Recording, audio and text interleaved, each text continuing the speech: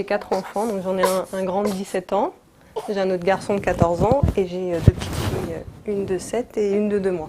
Un peu stressée parce qu'en plus sur le coup j'ai pas pensé du tout au niveau de l'allaitement si ça aurait pu poser souci, quoi. C'est vrai que j'ai continué d'allaiter mon bébé, quoi. Donc comme il n'y avait pas eu, on n'a pas reçu de directive ni plus d'informations que ça. Et en fait, j'ai décidé de porter plainte. Et puis aussi, dans un second temps, du coup, on va faire un test au niveau du CHU pour contrôler si dans le lait il ressort des éléments négatifs, quoi, qu'il faut que j'arrête d'allaiter éventuellement.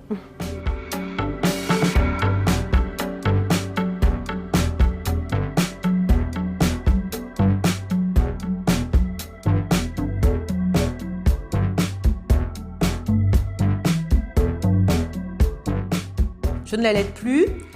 Je continue de tirer mon lait pour 2 choses, pour entretenir la lactation d'une part et pour pouvoir procéder à des analyses d'autre part. Voilà, parce que je trouve qu'il est effectivement incontournable qu'on puisse procéder à ces analyses et je ne comprends pas qu'il n'y ait pas eu déjà un appel pour qu'un prélèvement des échantillonnages soient faits sur un panel suffisant. J'ai fait cette mise en demeure à l'ARS en expliquant qu'effectivement, à la lecture des produits qui ont été publiés, il ressort qu'il y a quand même un certain nombre de molécules qui sont toxiques sur et via l'allaitement. Et donc, plus le temps passe, plus la concentration éventuelle risque d'être diluée et donc plus on s'éloigne du taux qui aurait été celui qu'on aurait pu recueillir au moment du pic d'exposition et dont on peut tirer des conséquences.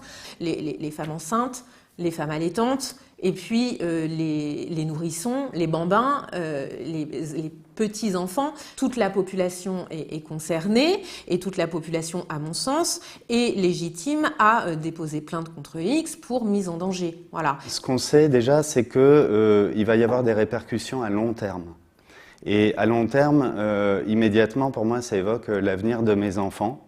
J'ai 2 enfants et donc un 3e en gestation.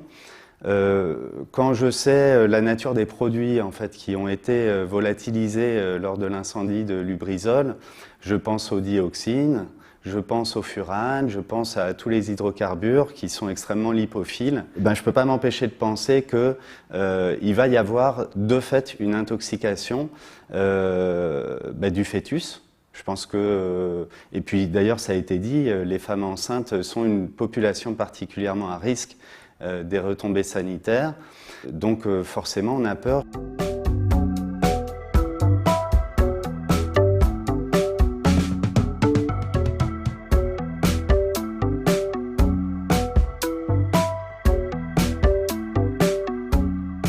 Le reproche qui nous est fait, c'est vous surveillez le lait des vaches et vous ne surveillez pas le lait des mamans.